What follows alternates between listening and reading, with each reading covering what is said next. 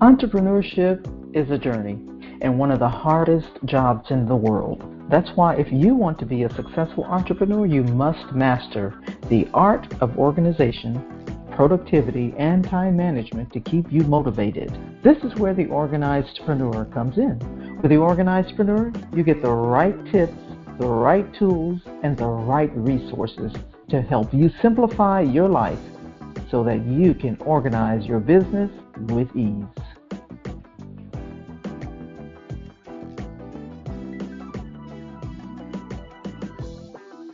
The spiritual keys of living clutter-free. That's been our topic. And so we covered, the last time we were together, we covered the first spiritual key, or the first key to living clutter-free. And we talked about practicing forgiveness.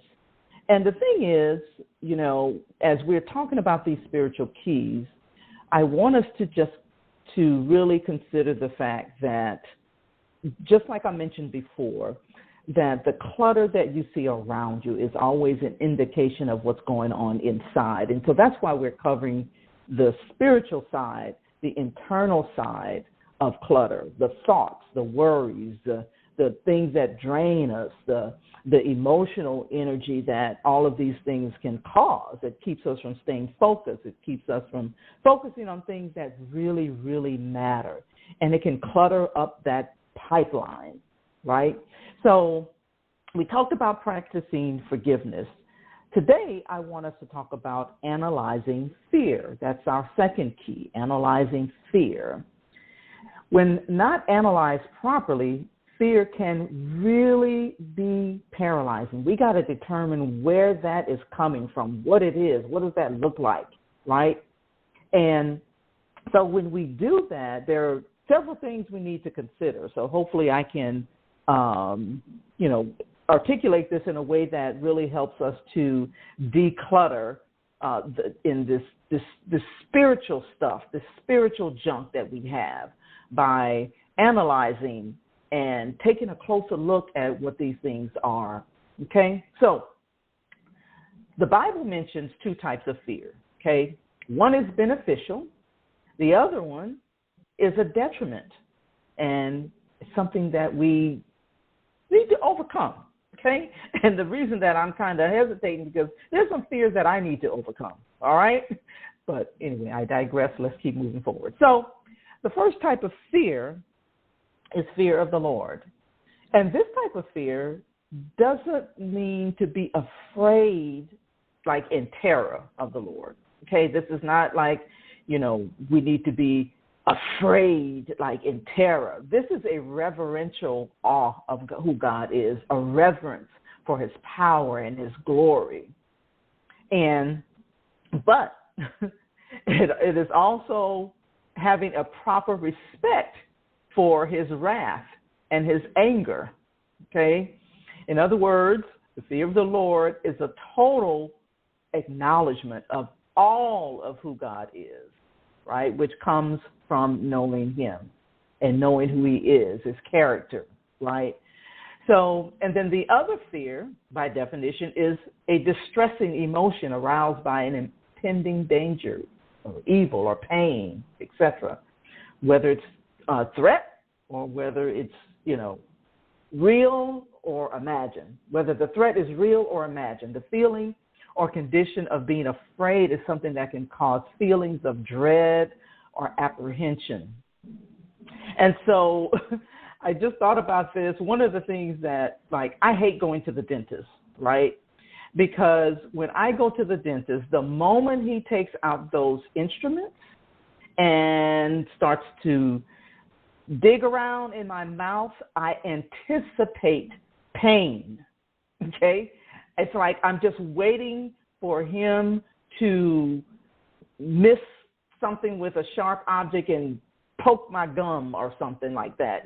I anticipate pain, so my body, I start to be a little, squirmish and start moving a little bit, and it never fails. The doctor always asks me, does that hurt? I'm like, no, I'm just anticipating that this is going to hurt, right? So that's my anticipating a danger, a pain. And so, it distresses me, right? And so that is that type of fear, right, that relates to future events. Because, again, I'm anticipating that in the future, at some point in time, this is going to hurt, okay? So, but it's always, again, it's always worth noting, I don't know if I said that already, but it's always worth noting that it always relates to future events, and it can be paralyzing. And it's very real, and its effect on you and your business and the success of your business can be devastating if you're not analyzing, if you're not checking it, if you're not, figuring out where it's coming from and its impact on you. Because it's an emotion that can cause you, even your breathing to speed up, your heart to race, and your muscles to tighten. And it's a very, very powerful emotion. And many of us have fear, like, fear of death, fear of speaking, fear of success, fear of height, fear of closed spaces, right? But fear is also our inbuilt survival instinct. It's there for our protection. It enables us to move out of the way of a speeding car, right? Because to face, if we're facing an immediate threat, right, we got to respond in a way that protects us, right? So that's fear. That's the two types of fear that the scriptures, talk about. And so anxiety, on the other hand, is a more persuasive and more connected with the mind in insecurity and future uncertainty relationships, meeting demands.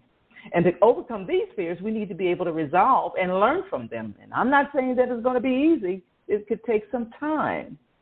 Sometimes people never get over those fears and anxiety, right?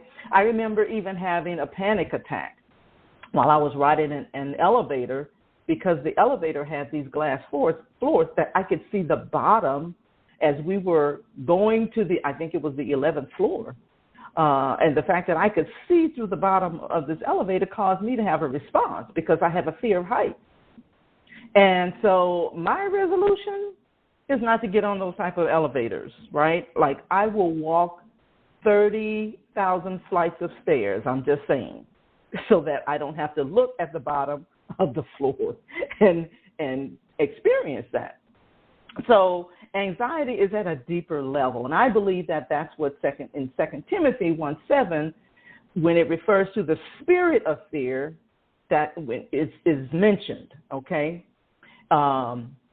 It says, "For God has not given us a spirit of fear, but of power and of love and of a sound mind," right?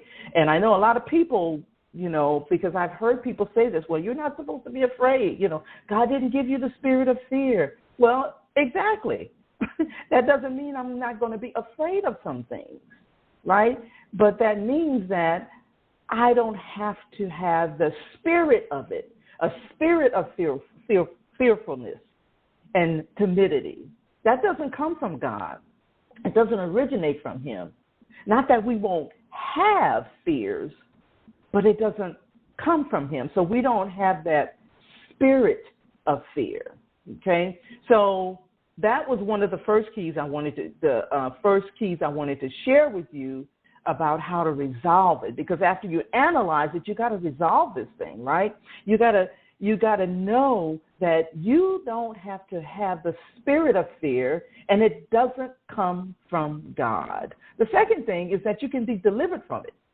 Psalms 34:4 says, "I sought the Lord, and he answered me. He delivered me from all my fears."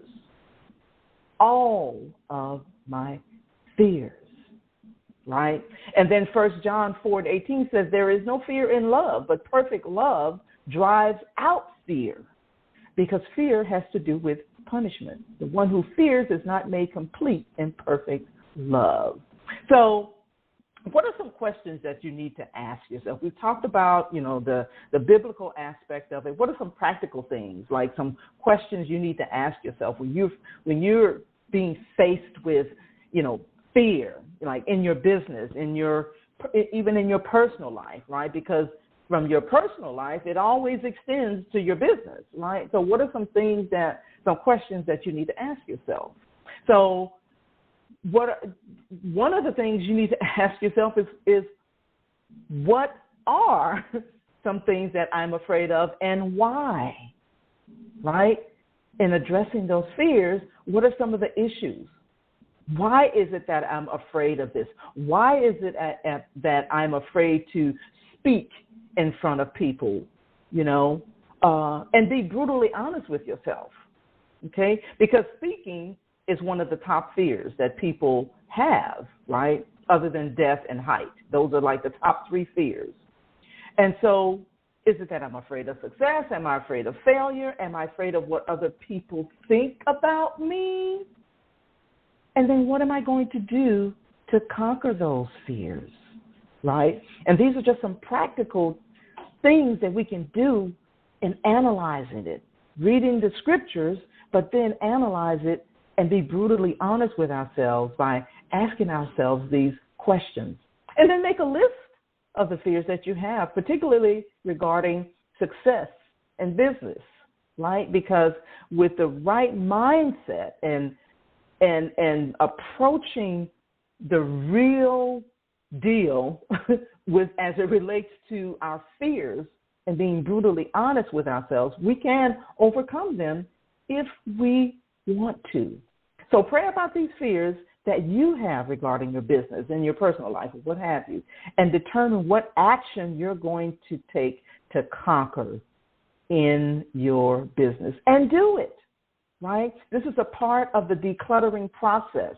This is how you clear out that pipeline when it comes to addressing and analyzing fear. So I hope that this